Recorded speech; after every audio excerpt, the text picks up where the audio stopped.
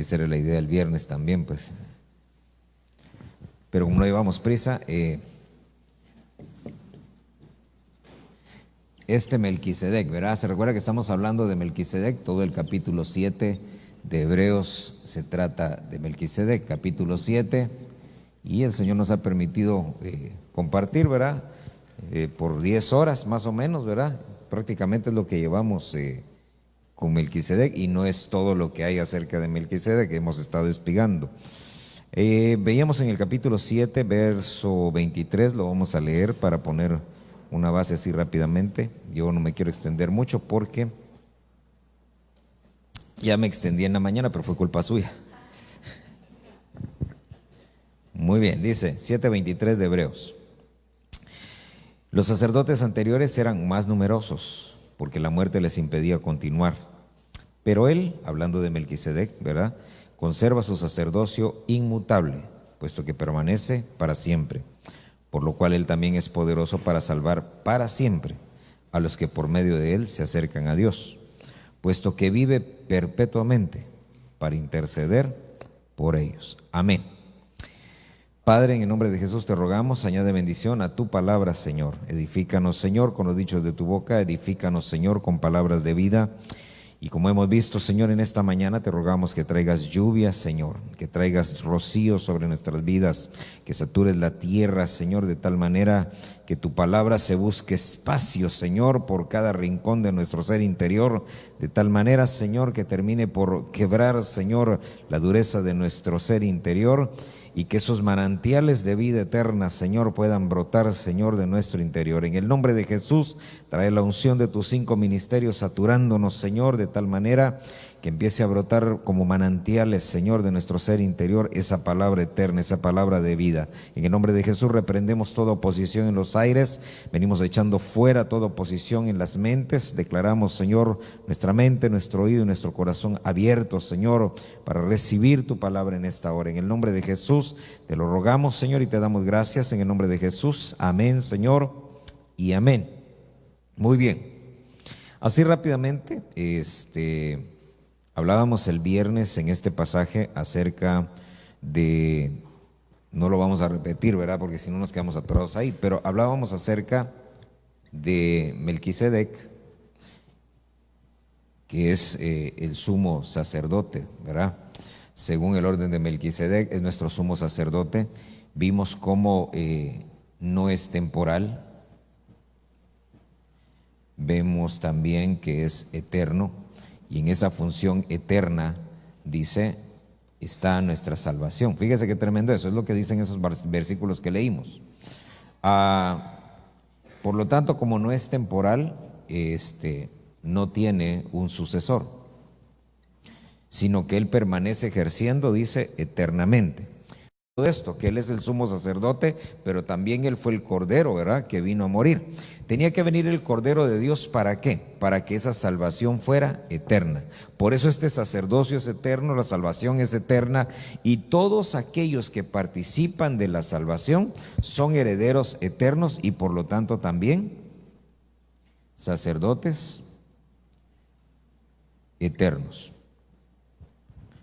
Esa es la palabra que me llamó la atención aquí, sacerdotes eternos. Se recuerda que la fuimos a ver en el Antiguo Testamento, cuando en el Salmo 110 dice, Salmo 110, no me recuerdo el versículo, pero dice Salmo 110, tú eres sacerdote para siempre.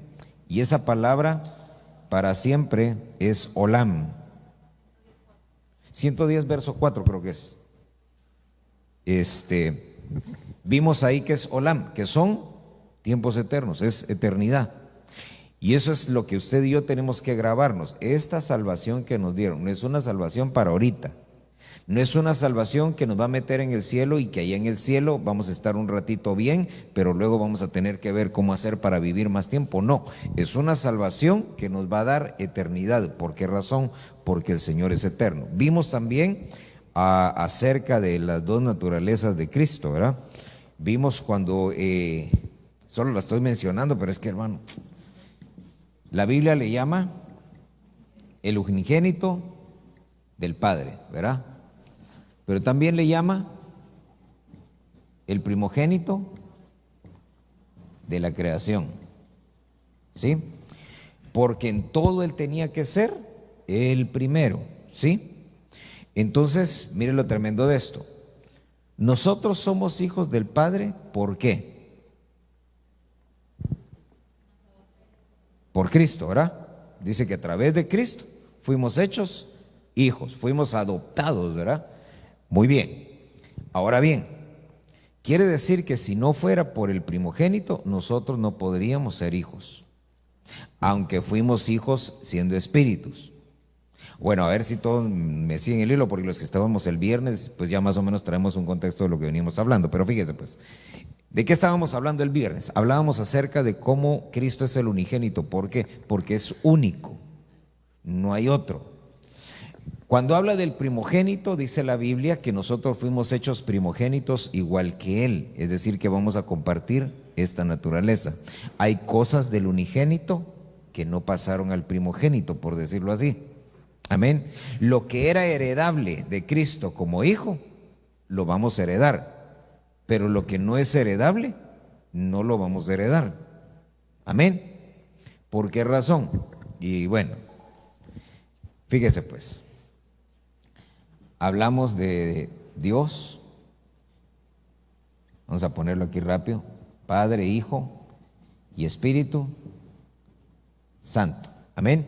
Ellos comparten algo que nosotros no podemos compartir. ¿Sí? Que es lo que llamamos la esencia divina de Dios. ¿Sí? Por esa razón es que viene el Padre y dice, tú, unigénito, no te puedes reproducir. ¿Por qué? Porque eres unigénito. Pero te vamos a dar una naturaleza que sí podamos reproducir, que es la del primogénito, que es Dios hecho hombre. Amén. Entonces, esa naturaleza es la que nosotros recibimos. Entre las características que tiene esa naturaleza es que es eterno. Y ahí es donde entra entonces en función de nuestro sacerdocio, que somos sacerdotes eternos. Ahora, aquí en la tierra tenemos que aprender a ejercer el sacerdocio. Parte de aprender el sacerdocio es lo que vamos a ver ahorita. Ojalá que nos dé tiempo. Son como 15 cosas, pero no le voy a dar todas. No se asuste. Si es que vienes así que hicieron cara de cena, ¿va? Dijeron, no, ya estuvo que no comimos ahorita, va hasta la noche. Mire pues, déjeme avanzar aquí. Evangelio de Juan, capítulo 15.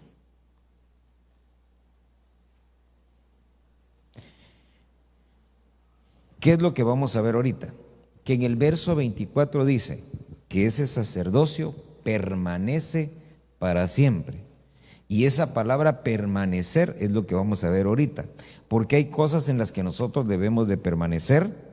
Y fíjese qué interesante, porque si usted puede permanecer en esas cosas, entonces usted está habilitado para sacerdocio. Mientras no pueda permanecer en ellas, está inhabilitado. Se recuerda que el sacerdocio se basaba en que uno estuviera habilitado para eso. ¿Qué era lo que lo habilitaba o inhabilitaba? Los defectos, la perfección, ¿verdad? Por eso es que vimos desde el principio, cuando vimos la etimología del nombre de Melquisedec, que dice que era rey de paz, rey de justicia y rey de perfección. ¿Se recuerda? Entonces, este sacerdocio se basa precisamente en la perfección, en que podamos permanecer en estas cosas. Entonces, mire, Juan capítulo 15 y verso número 4. Dice, ¿ya lo tiene? Permaneced en mí y yo en vosotros.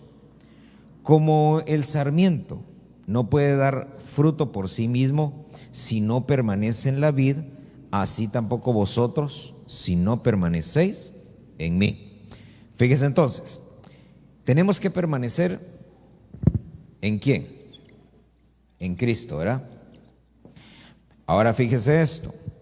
Tal vez no voy a abundar mucho ahí porque fíjese que el apóstol Germán, en Honduras, él ha estado hablando ahorita las últimas, no sé, tal vez 3, 4 semanas creo que lleva en eso. Pero él ha estado hablando acerca del racimo. Y hay un pasaje en la Biblia donde dice que la bendición, ¿verdad?, está en el racimo, ¿verdad? Ahora mire lo interesante de eso, porque de eso se trata este versículo que estamos leyendo y de eso se trata permanecer en Cristo.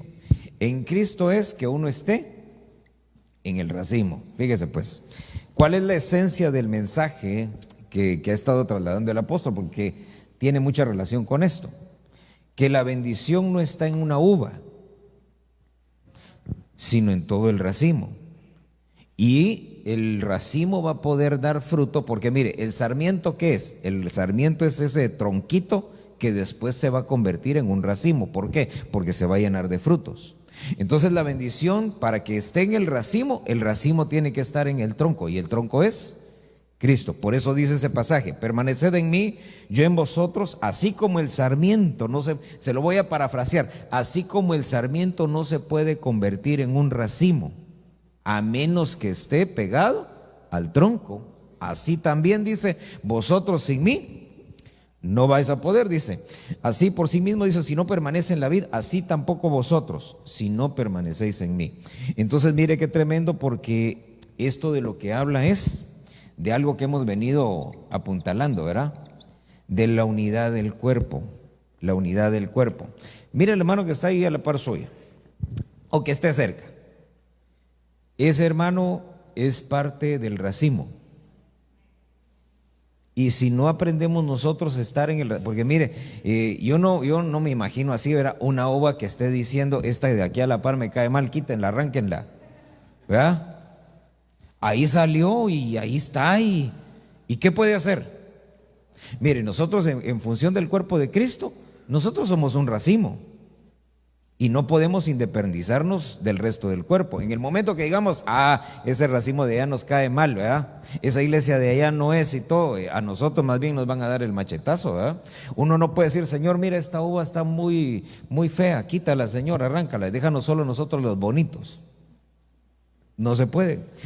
El racimo salió, se llenó de fruto, y así como salió la uvita, si la que está a la par suya está chupada, si la otra está bien llenita, si la otra ya se hizo pasa, ¿sabe qué? Hay que aprender a sobrellevarnos unos a otros. Ya se imagina si así fueran los racimos, verá, quejándose una uva de la otra. Mire pues, miremos uno más. Dice ahí mismo en el Evangelio de Juan, capítulo 15. Porque están relacionadas, la mayoría de estas, una nos lleva a la otra. Fíjese esta, dice, debemos de permanecer en Cristo, debemos de permanecer nosotros en el tronco, siendo parte del racimo. Verso 9, como el Padre me ha amado, así también yo os he amado. ¿Permaneced en qué? En mi amor. Entonces, uno es permanecer en Cristo. No se puede si nosotros no estamos en el amor de Cristo. ¿Qué significa eso? Dice este pasaje, ¿sabe cómo? Lo vamos a poner con una palabra para avanzar más rápido. Eso significa que seamos fraternales. Esa palabra fraternal, porque es la palabra que se utiliza en ese versículo, es ágape, es el amor ágape, que ese es el amor de Dios. Se recuerda que hay 3 amores, ¿verdad? Ágape es el amor de Dios, fileo es el amor aquí, ¿verdad?, de amigos, de compañeros y todo. Y finalmente tenemos el amor eros, que eso ya es el amor sexual, ¿verdad? Es la unión de cuerpos nada más, sin que haya otra cosa. Por esa razón es que cuando hablamos nosotros, por ejemplo, con los jóvenes, ¿verdad?, amistad, compromiso y matrimonio, ¿qué significa? Que primero haya una afinidad, ¿verdad?, ágape. Segundo, que haya una afinidad, ¿qué? Fileo. Y por último, entonces, va a venir una afinidad ya de cuerpo, pero eso es por último. El problema es que todos queremos empezar al revés, ¿verdad? Queremos empezar por el puerco, por el cuerpo, y queremos terminar por último conociéndonos, y ahí es donde no funcionan los matrimonios, ¿verdad? ¿Por qué? Porque se hicieron las cosas al revés. Entonces dice, debemos de permanecer nosotros en el amor, dice, así como el Padre me ha amado, así yo os he amado, por lo tanto, permaneced en mi amor. Fíjese que hay un pasaje donde se habla, donde se dice, dice, estos son manchas en vuestros ágapes, porque el ágape era una fiesta.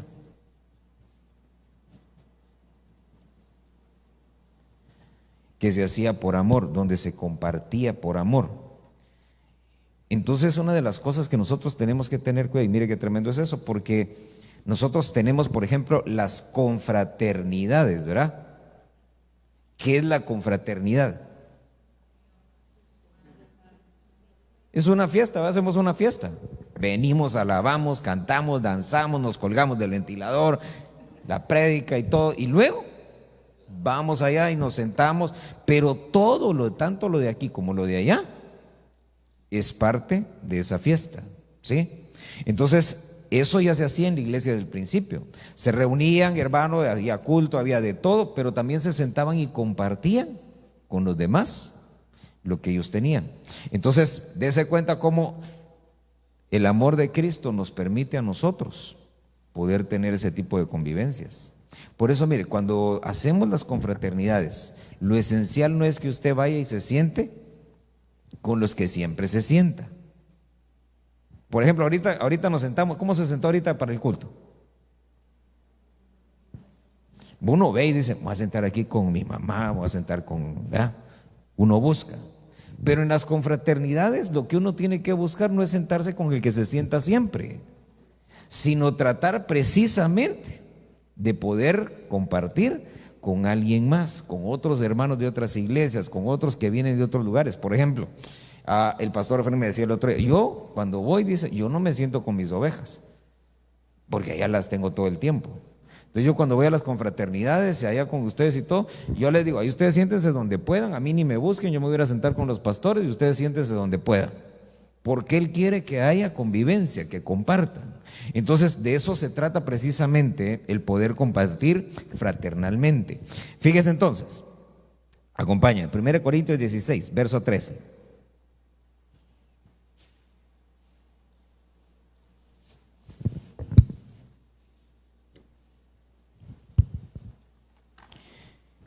Muy bien, fíjese entonces, no podemos nosotros estar en el racimo entonces si no tenemos amor. Por eso dice aquí el verso, ¿verdad? Si yo hablase lenguas humanas o angélicas, si yo hiciera milagros, si yo fuera el non plus ultra, ¿verdad? Pero si no tengo amor, dice, nada soy, de nada me sirve. Entonces, mire, dice acá 1 Corintios 16, verso 13. Estad alerta, permaneced firmes ¿en qué? En la fe. Entonces, hay que permanecer nosotros en la fe. Dice finalmente ahí, portaos varonilmente y sed fuertes. Muy bien, esa palabra está de alerta. Dice, es mantenerse despierto, ser vigilante. Literalmente o figurativamente es velar o vigilar. Entonces, para que usted vea el contexto de esa palabra, acompáñeme a 24, Mateo 24, verso 43. Hay tres cosas ahí acerca de la fe. Dice que hay que estar alertas, que hay que estar firmes y hay que ser fuertes. Dice, ¿ya tiene Mateo 24?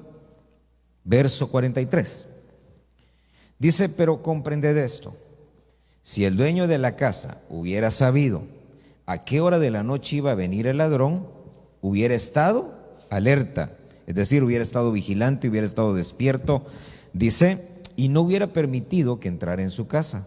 Por eso, también vosotros estad preparados, porque a la hora que no pensáis, vendrá el Hijo del Hombre. Entonces, mire, ¿por qué tenemos que permanecer firmes en la fe? Y miren en qué contexto se utiliza aquí. Porque esto nos va a servir a nosotros, uno, para la segunda venida de Cristo. Mire lo que dice ahí, y ya lo hemos compartido, ya lo hemos platicado en otra oportunidad. Dice ahí, si hubiera sabido a qué hora de la noche iba a venir el ladrón, entonces hubiera estado alerta. Y eso me llama la atención, ¿sabe por qué? Porque ¿qué es lo que hace, según ese versículo, qué es lo que hace que uno esté velando, que uno esté despierto? Que uno sabe a qué horas va a llegar. Dice, si sabes que alguien va a asaltar tu casa y sabes a qué hora va a llegar, dice, entonces vas a estar alerta. Entonces, mire, ¿se recuerda aquel versículo que dice el día y la hora? Nadie lo sabe, ¿verdad? Pero entonces, si nunca vamos a saber el día y la hora, según ese versículo, entonces nunca vamos a estar alerta. Para que podamos estar alerta, nos tienen que decir. ¿Sí o no? Ahora, que no nos digan a nosotros el momento exacto, pero si le dicen a usted, mire, el 24 de diciembre, en la mera madrugada, cuando usted ande bien enfiestado, se le van a meter los ladrones. Es que así es como hacen, ¿verdad?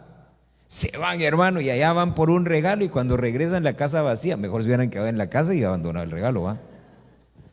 Ahora mire, pero volvamos al punto. Quiere decir entonces que para que podamos estar nosotros alertas en la fe, tiene que venir una revelación, una luz de parte de Dios acerca de la venida.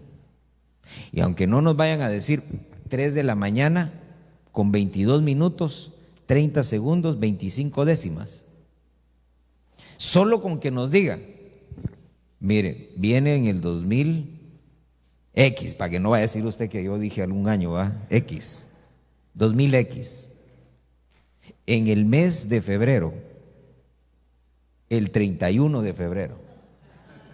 Ese es un demonio, ¿verdad?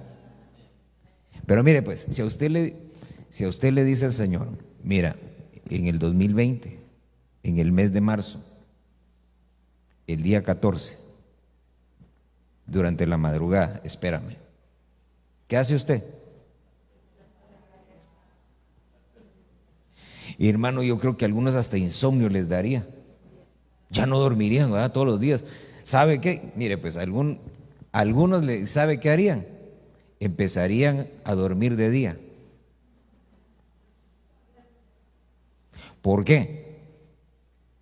Porque dicen, si el Señor va a venir en la noche, ¿para qué duermo de noche? Es lo que dice ese verso. Si sabes que el ladrón va a venir en la noche, ¿para qué te vas a acostar a dormir? Mejor agarras un bate de béisbol y lo esperas. ¿Sí? Lo mismo es con la venida de Cristo. Para que podamos estar alertas, para que podamos estar despiertos, tiene que venir una revelación de parte de Dios. Así como le fueron a decir a María, no temas, lo que tienes en tu vientre es de parte de Dios. Así como le dijeron a José, mira, no salgas huyendo, no salgas corriendo, porque lo que está ahí en María es de parte de Dios. Cada uno de esos 7 grupos que supieron que venía el Señor, ¿por qué se quedaron? ¿Por qué permanecieron? Porque les dijeron antes de que llegara.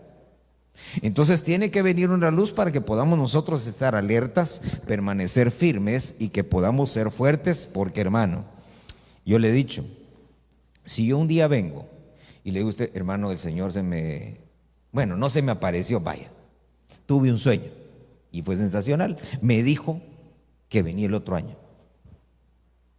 ¿Y usted qué diría? El hermano se cayó de la cama, hombre, se golpeó la cabeza y saber. Lo mismo pensaría yo si usted un día me lo viene a decir. Yo solo le diría, fantástico, hermano. Yo por dentro diría, no, a lo mejor un taco de más se comió, ¿va? ¿Por qué razón? ¿Quién nos va a creer? Lo mismo, mire, lo mismo sucede con el versículo. ¿Qué ladrón en su sano juicio le va a avisar al dueño de la casa que lo va a ir a asaltar esa noche?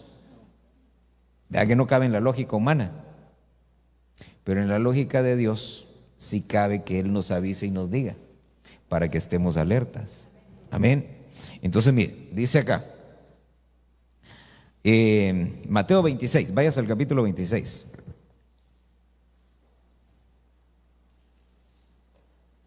Y es que mire, antes de que cerremos ahí, 24:44, eso es lo otro. Se recuerda que aquel pasaje dice, el día y la hora nadie lo sabe. Pero fíjese que en ese verso 44 dice, por eso también vosotros estad preparados. Fíjese que no menciona el día. Solo dice, porque a la hora que no esperáis, a esa hora va a llegar. ¿Y el día qué pasó? Porque el día tienen que revelarlo. El día nos lo tienen que mostrar. Amén. Ahora mire entonces. Dice acá, ya tiene Mateo 26, verso 40. Dice, vino entonces a los discípulos y los halló durmiendo y dijo a Pedro, con que no pudisteis velar una hora conmigo. Velad, orad, para que no entréis en tentación. El espíritu está dispuesto, pero la carne es débil. Ahora mire entonces, ¿por qué razón necesitamos nosotros estar firmes? Oiga eso, para no entrar. Mire eso, ¿a quiénes vienen a tentar entonces? ¿Quiénes son el grupo objetivo de la tentación? Los que no velan y los que no oran. Dice, velad y orad, ¿para qué? Para que no entre eso, para que no caiga en tentación. Entonces dése cuenta, si no entramos nosotros en esto, si no nos fortalecemos, si no permanecemos firmes, si no estamos, como dice este pasaje, velando y orando, hermano, la tentación va a llegar. Sabe que las tentaciones son tan frecuentes como infrecuente sea nuestra búsqueda de Dios. Amén. Es decir, mientras menos busco yo a Dios, más me van a tentar. Mientras más me aleje de Dios, más me van a tentar. Mientras más me acerque a Dios, mientras más busque en oración, menos tentaciones van a venir. ¿Por qué? Porque dice la Biblia que Él es fiel para librar de la tentación. Amén. Entonces, mire, ¿firmes en qué? En la fe. Ahora quiero hablarle un poquito de ser fuerte. Efesios capítulo 3.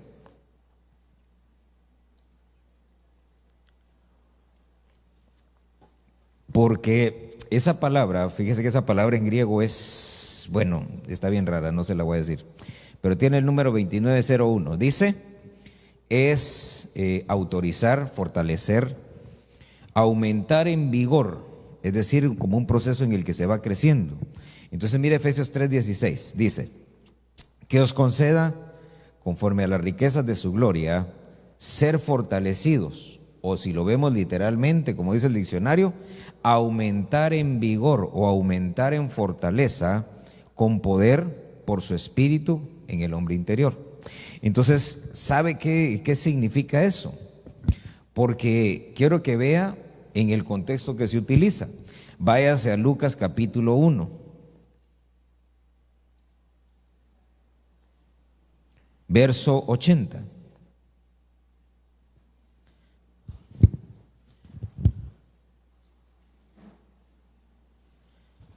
Ok, estamos aquí, ¿verdad? Esto es aumentar en vigor, fuerza o autoridad. Eso significa. Entonces mire cómo se usa. Dice, ya vimos en Efesios, eso es 3:16, ¿verdad? 3:16, que nosotros seamos fortalecidos o que nosotros aumentemos en autoridad o aumentemos en fortaleza. Pero Lucas 1:80 dice, el niño crecía, oiga eso, y aumentaba en fortaleza o en fuerza o en autoridad, en espíritu, y vivió en lugares desiertos hasta el día en que apareció en público a Israel. ¿De quién está hablando? Lucas 1 y verso 80. No, está hablando de Juan. Pero si usted se va al siguiente capítulo, fíjese, capítulo 2 de Lucas, verso 40. Se recuerda que estábamos viendo los días de Elías también, ¿verdad? Dice que tiene que venir, ¿verdad? El espíritu de Elías que traiga restauración, etcétera, etcétera. Entonces, Juan venía en el espíritu y el poder de Elías. Se recuerda que hay un momento en el que al Señor le preguntan, ¿eres tú Elías, Jeremías, ¿El profeta o alguien más? Y él dice, no, miren lo que hago y saquen sus conclusiones. Pero mire cómo se da esta descripción aquí en el capítulo 2, verso 40. Dice, el niño crecía y se fortalecía, o bien, ¿verdad? Como vimos ahí en el diccionario, aumentaba en fortaleza o aumentaba en autoridad, llenándose de sabiduría, y la gracia de Dios estaba sobre él. Entonces, Lucas 2:40 ya no está hablando de Juan, está hablando del Señor Jesús. Pero si usted se da cuenta, a los dos les vino la misma unción, a los dos les vino el mismo espíritu, ¿sí? Los dos crecieron, como dice ahí, ¿verdad? Los dos aumentaron en fuerza, los dos aumentaron en vigor, los dos aumentaron en autoridad. Entonces fíjese que usted y yo tenemos que buscar fortalecernos en la fe. ¿Para qué? Para poder aumentar en autoridad.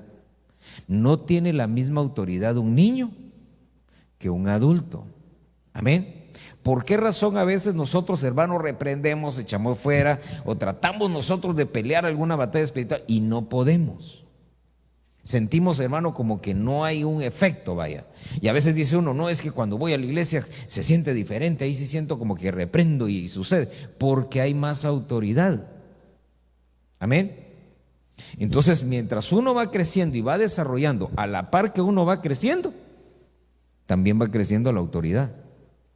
Por eso es que espiritualmente el que se queda niño jamás tiene autoridad para echar fuera un espíritu. Eso es bien tremendo. ¿Por qué razón? Porque ¿cómo vamos a pelear nosotros las batallas si nunca crecemos? ¿Cómo vamos a deshacernos de esos enemigos espirituales si nunca crecemos? Amén. Mire, pues, ¿sabe cómo es esto? No es lo mismo ser teniente que ser coronel. ¿Sí? ¿Qué es lo que implica? ¿Cómo llegó ese que es coronel? ¿Cómo llegó ahí?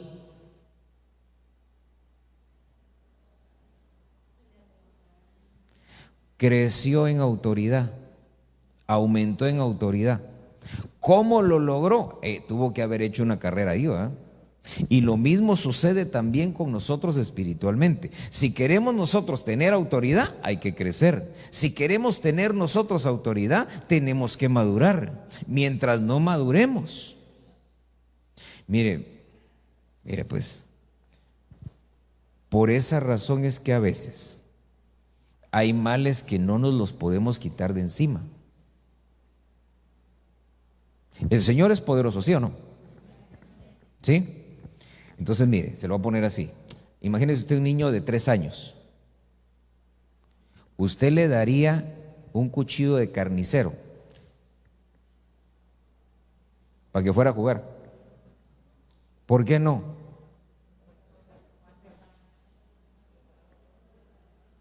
Se va a hacer daño, ¿ah?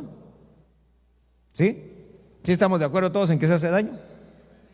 Porque yo no creo que vaya a ir a partir el pollito del mediodía, ¿verdad? Y lo vaya. Entonces, lo mismo sucede espiritualmente. Si una persona, si un cristiano no ha madurado lo suficiente para manejar cierto nivel de autoridad, no se lo van a dar. ¿Por qué razón? Imagínese, suponiendo, dijo alguien, ¿verdad? Imagínese que yo estoy peleado con el hermano Erasto, ¿sí? Pero si la autoridad fuera automática, que tuviéramos plena autoridad, pero yo fuera un inmaduro y estoy peleado con él por una tontería, ¿qué haría con esa autoridad? Fíjese el pensamiento, yo diría, si nos han dado para autoridad para pisar serpientes y escorpiones, y este hermano es como serpiente, ¿voy a utilizar esa autoridad? Mal, ¿por qué?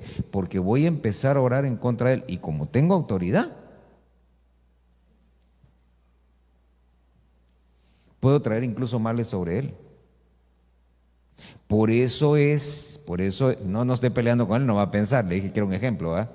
Por eso es que, mire, hay pastores que maldicen a las ovejas. Y cabal les pasa. ¿Por qué razón? Tienen autoridad, ¿sí? Nada más que en ese caso, a ellos les van a pedir cuentas de lo que hicieron. Por ejemplo, ha habido ministros que, por ejemplo, llega una oveja, dice, mire, me voy a ir para otra iglesia y todo, y lo maldicen, hasta les dicen que les va a dar cáncer. Y les da cáncer. ¿Por qué razón? Porque tiene una autoridad que Dios le dio, pero la está utilizando mal. Amén. Por eso recuerda que hay una parábola donde dice, y volviendo a su señor, dice, llamó a aquel siervo a cuentas y le dijo, he oído de ti que utilizas mal mis bienes y que has estado golpeando a todos mis siervos.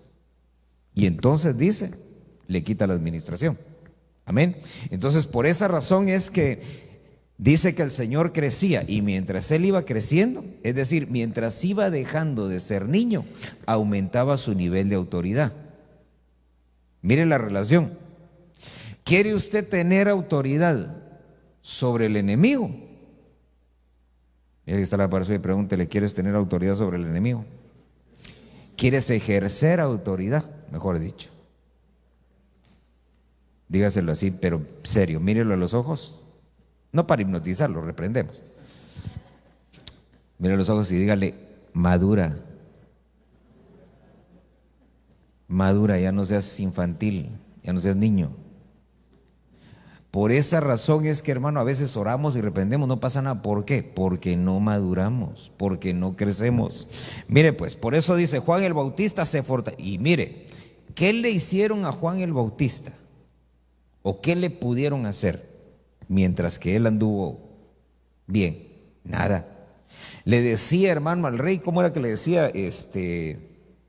Zorro creo que le decía, ¿no?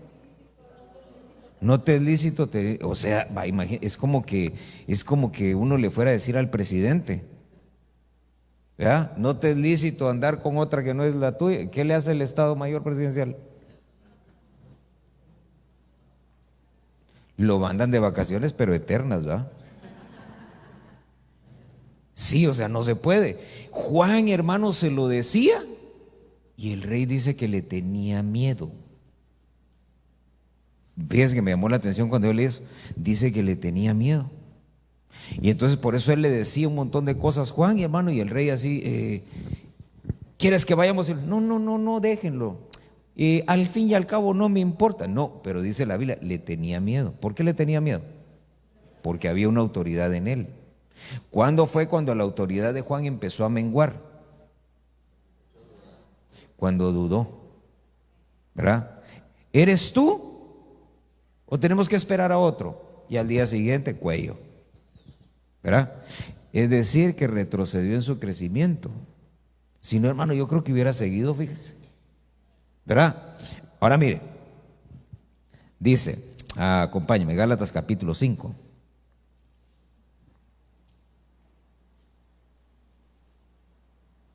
Verso 1.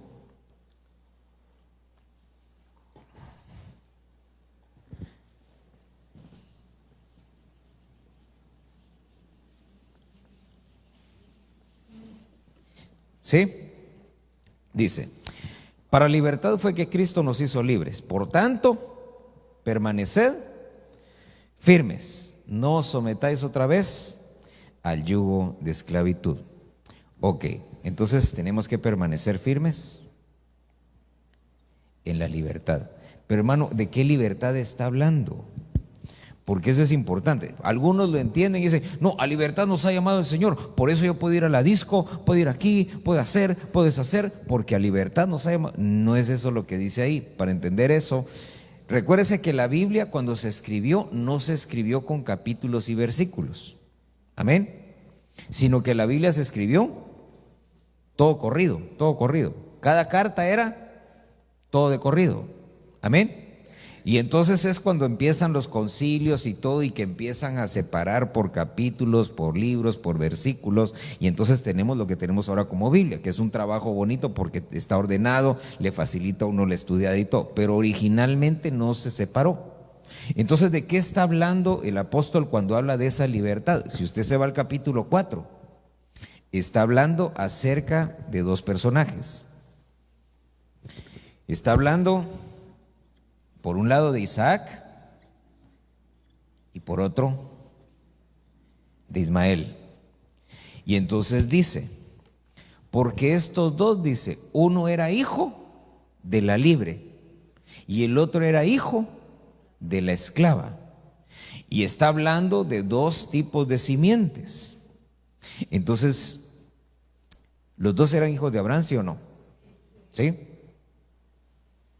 Y entonces lo que él está diciendo es, nosotros, dice, no somos aquellos hijos que permanecen esclavos, porque esa era su naturaleza. Él era hijo de la esclava y según la ley, el que nacía esclavo, sus hijos también eran esclavos. Ahora mire entonces, en el caso de Isaac, dice, porque este era el hijo de la libre, pero también le da otro nombre ahí.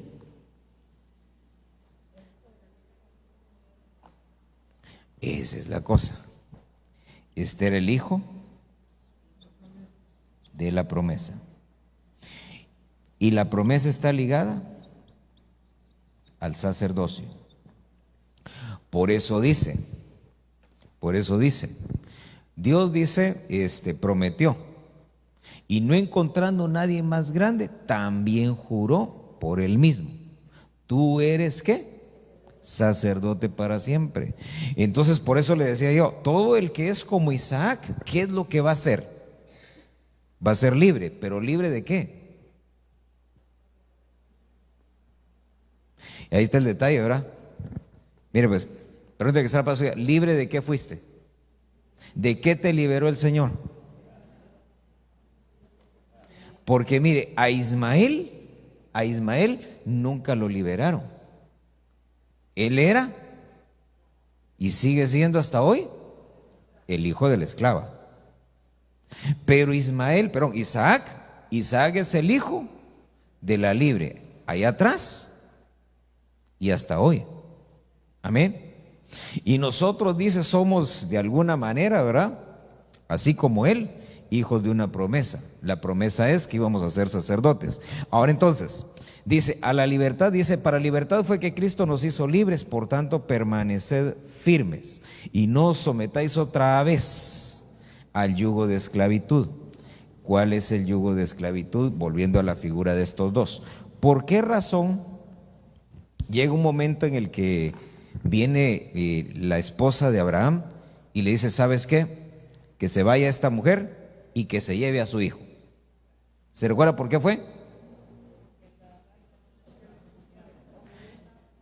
El primer problema surge cuando Agar sale huyendo. Todavía no nace el niño. Ahí estaba en el vientre. Sale huyendo y se va. Entonces el Señor le habla y le dice, ¿a dónde vas?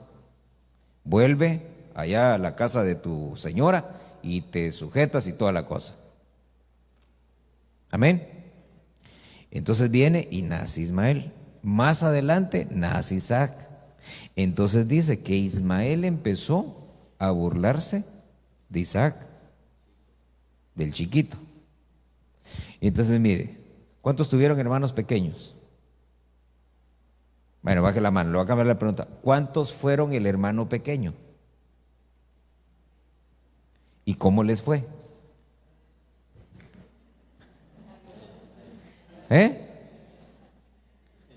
Mire, hermano, el primero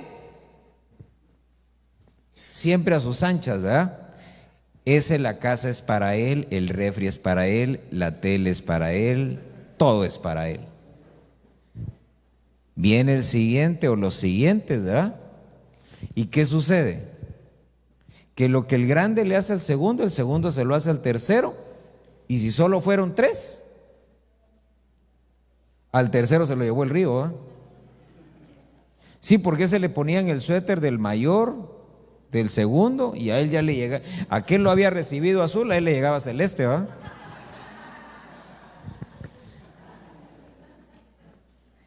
¿Qué fue lo que empezó a pasar entonces? Que empieza Ismael a molestar a Isaac, ¿sí? ¿Por qué? Porque Ismael quería hacerlo como él.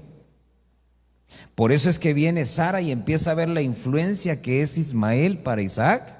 Y entonces dice, no, dice, ¿sabes qué? Este es hijo de esclava y mi hijo no es esclavo.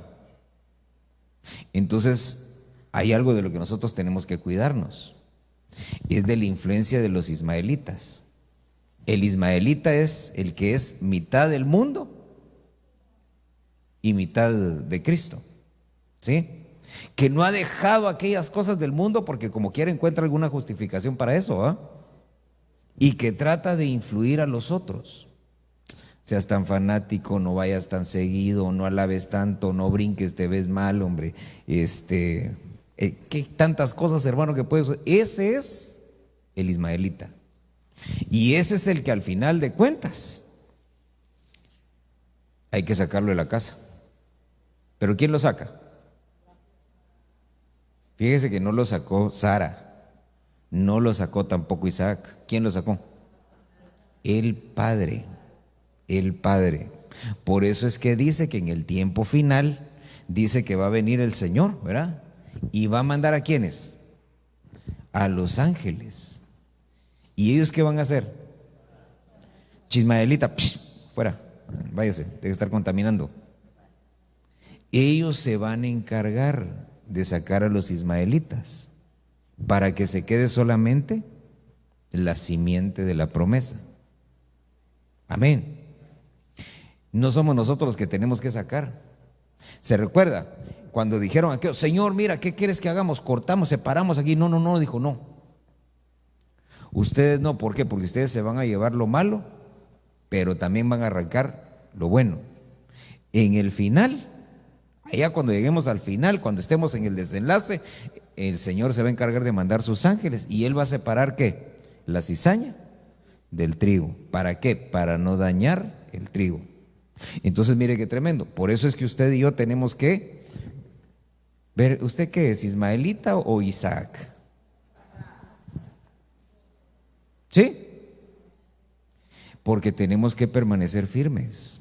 Por eso mire, permanezcamos firmes en la libertad, pero es la libertad de Isaac, el hijo de la libre. Libres para alabar a Dios, libres para buscar a Dios, sin presiones de nadie, hermano, para nosotros sentirnos mal. Mire, primera carta de Juan, capítulo 2, verso 28, ya con yo le dije que eran como 15, pero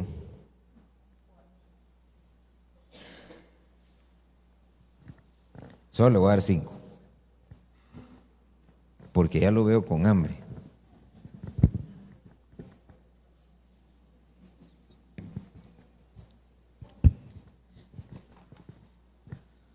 Dice 2:28, primera carta de Juan.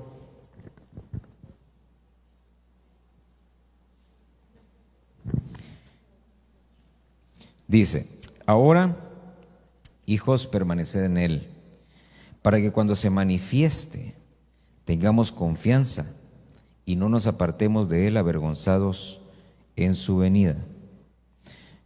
Una de las cosas que usted y yo tenemos que ver, déjeme buscar aquí. ¿Qué le dije ahorita? ¿Primera carta de qué? De Juan, ¿verdad? 2 y verso 28.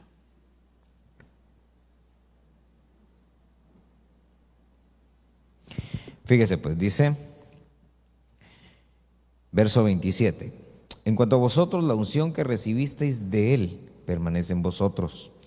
No tenéis necesidad de que nadie os enseñe, pero así como su unción, mire qué tremendo, así como su unción os enseña acerca de todas las cosas, y es verdadera y no mentira, y así como os ha enseñado, permanecéis en Él. Ahora, hijos, permaneced en Él para que cuando se manifieste tengamos confianza y no nos apartemos de Él avergonzados en su venida. Si sabéis que Él es justo, sabéis también que todo el que hace justicia es nacido de Él. Entonces fíjese, porque una de las cosas que nosotros tenemos que aprender es, hermano, a ser hijos. Dice que el hijo permanece en la casa. Por eso es que usted, por ejemplo, un Jacob, que dice que fue hombre de tiendas, mientras que Esaú, que era lo que hacía, dice que fue un hombre del campo. Usted ve, por ejemplo, igual volviendo a ¿verdad? Utilizando estos dos, Isaac e Ismael, dice que Isaac siempre estaba ahí con su mamá, mientras que Ismael dice que también, hermano, se hizo cazador. Entonces, esos que era lo que hacían, permanecían afuera. Una de las cosas que me llama la atención, los hijos de Jacob eran 12, pero de los 12 solamente había uno que estaba siempre con el papá. Bueno, en ese entonces eran 11, ¿va? Al principio, pero era José el que estaba con él. Por esa razón es que, ¿por qué algunos dicen que él no salía con los demás? Porque de qué manera sabía él hablar egipcio, sabía hablar arameo y sabía hablar su lengua nativa. El papá fue el que le enseñó. ¿Por qué los otros hermanos no tenían todas esas habilidades? Porque siempre estaban afuera de la casa. Amén. Entonces, una de las cosas que tenemos que aprender nosotros es a permanecer, hermano, así como dice acá, a permanecer en Él, para que cuando Él se manifieste, no nos apartemos avergonzados. Mire pues, una de las cosas en las que tenemos que permanecer y que es donde el Señor se va a manifestar. ¿Por qué razón? Dice, así como Él se fue, así vendrá. Cuando Él resucitó, ¿dónde se manifestó? Dice que se le manifestó primero a aquella mujer ahí en el sepulcro, ¿verdad? Casi, a María. Pero le dice, no me toques, todavía no he subido. ¿Sí? Y sube. Luego, ¿a quién se le manifestó? A los que iban camino de Emaús. ¿Sí? Entonces vienen estos de Emaús, salen corriendo y se van a avisar a los otros y les dicen, vimos al Señor, ya resucitó. Los otros estaban incrédulos. En eso estaban, dice, contando ellos su experiencia, cuando el Señor se aparece en medio de todos ellos. ¿Todos ellos quiénes? Los discípulos, los que habían permanecido. ¿Por qué? Porque hubo muchos que después de que el Señor lo crucificaron y vieron que lo metieron en la tumba, ¿qué hicieron? Se fueron y ya no volvieron. ¿Sí? Por eso es que cuando el Señor se aparece en ese momento y empieza a enseñarles, dice durante 40 días, y mire qué tremendo, no dice que durante 40 días estuvo yendo y viniendo, no, durante 40 días se les estuvo apareciendo. Si así fue el preámbulo de su partida, dice, así como se fue, así va a venir. ¿Cómo va a ser el preámbulo de su venida entonces? Tiene que aparecerse. Es lo que llamamos la parusía. ¿Sí? Ahora, por eso le decía, si el Señor se le aparece, ¿usted le cuenta a todos o mejor se lo guarda? Ya después de lo que comentamos, ¿verdad? Se me apareció el Señor, lo vi, me habló, me dijo. Y como uno, ¿verdad? Uno siempre, mire, es que uno es malo, dice la Biblia, desde su juventud, el corazón. Porque hermano, así como aquel profeta, ¿se recuerda? Cuando llega el profeta y dice, es que un espíritu de mentira vino en todos los profetas y por eso están profetizando así. Y dice que un profeta se enojó, hermano, y fue y lo agarró y le metió un derechazo, un jab, ¿verdad? Y hermano, le pega y le dice, a ver, le dice, dime una cosa, ¿por dónde pasó el Espíritu de Dios que yo no lo vi? Y te hablo a ti. ¿Qué fue lo difícil para él? Aceptar que a él no le había hablado el Señor, sino que le había hablado a aquel. No solo eso, sino que a él efectivamente un espíritu le habló. Pero no era un espíritu bueno, era un espíritu de mentira. Y peor aún, no lo pudo discernir. ¿Se imagina? Llega el espíritu de mentira, le dice, mira, así dice el Señor, esto, esto y esto. Y el hermano lo oye y lo profetiza. Y no se da cuenta que es un espíritu de mentira. Por eso es que viene él y golpea al otro.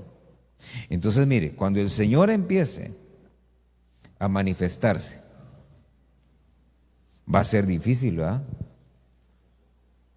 ¿A usted le gustaría ser el primero o el último?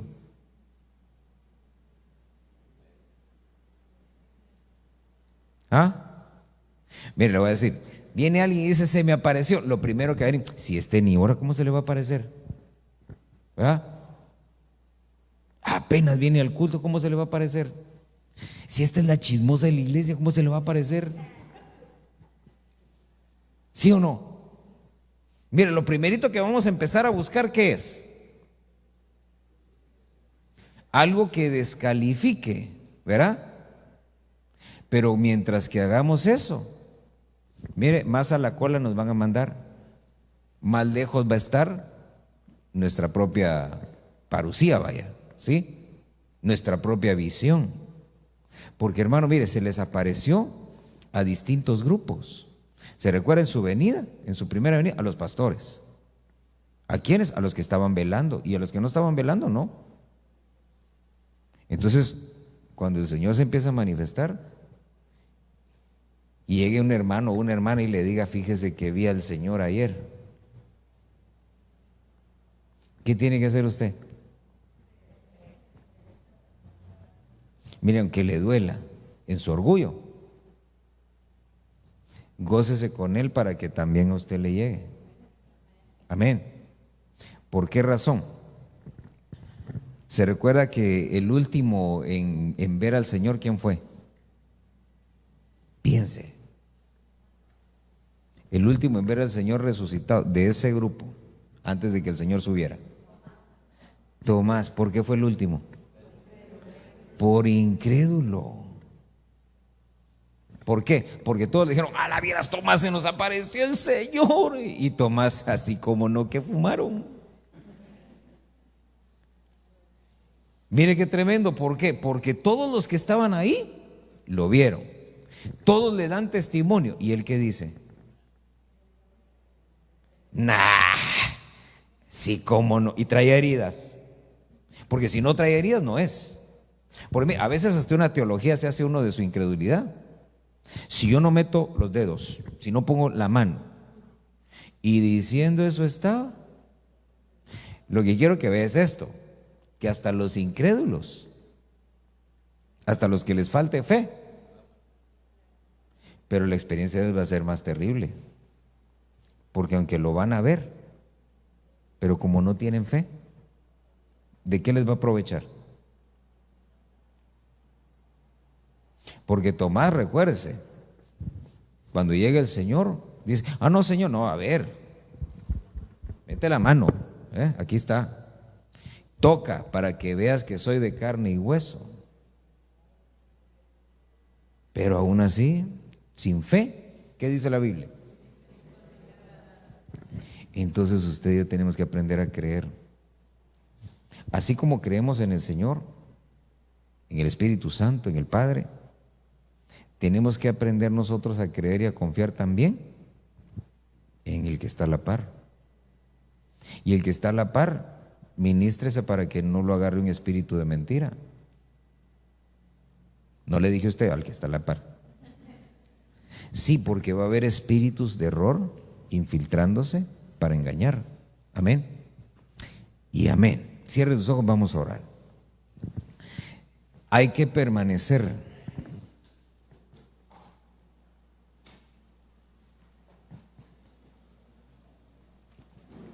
Hay que fortalecernos.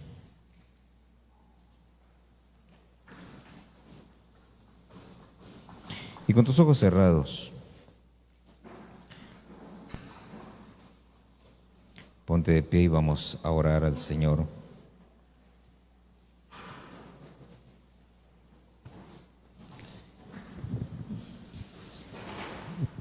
Dios ha sido bueno, es bueno.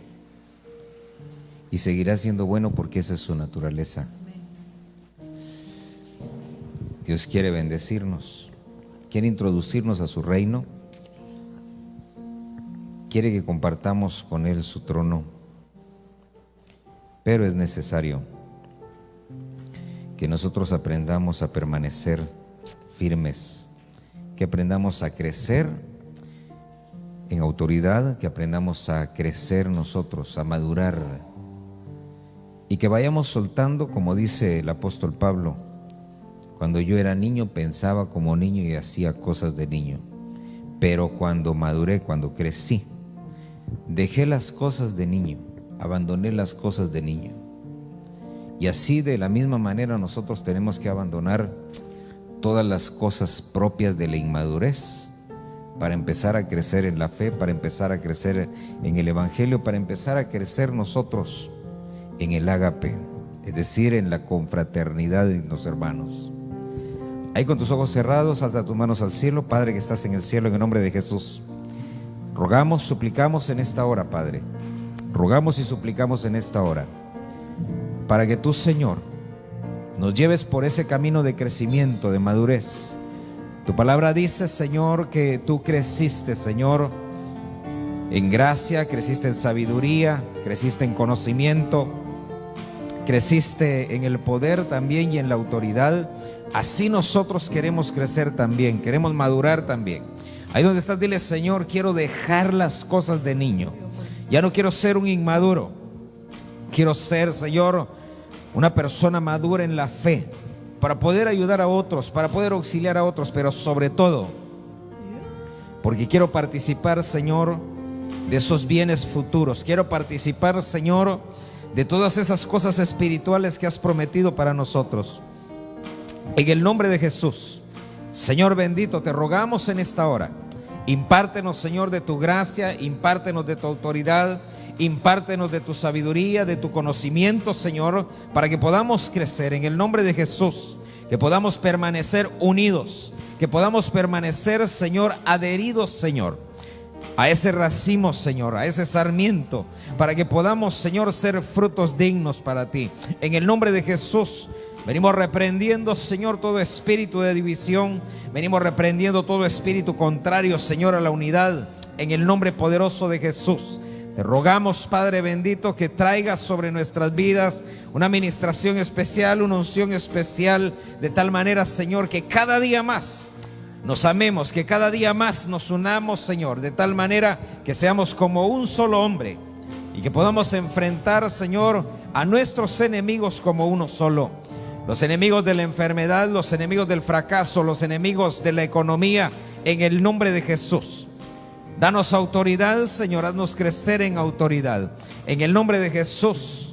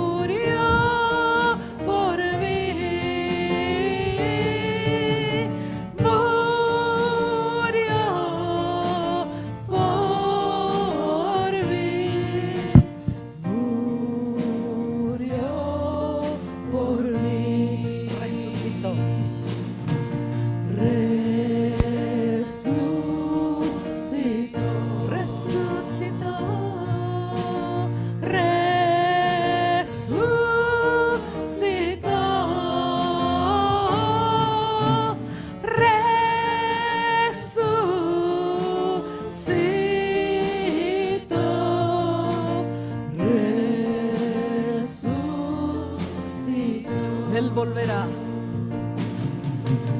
Él volverá. Él volverá. Él volverá. Él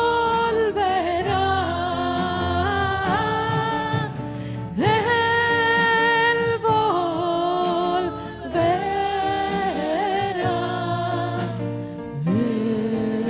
Él volverá.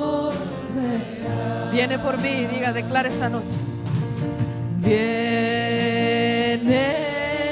por mí, viene por mí, viene por mí, viene por mí, viene por mí. Amén. ¿Lo crees? creemos que Él es fiel a su palabra. Señor, guarda nuestra salida.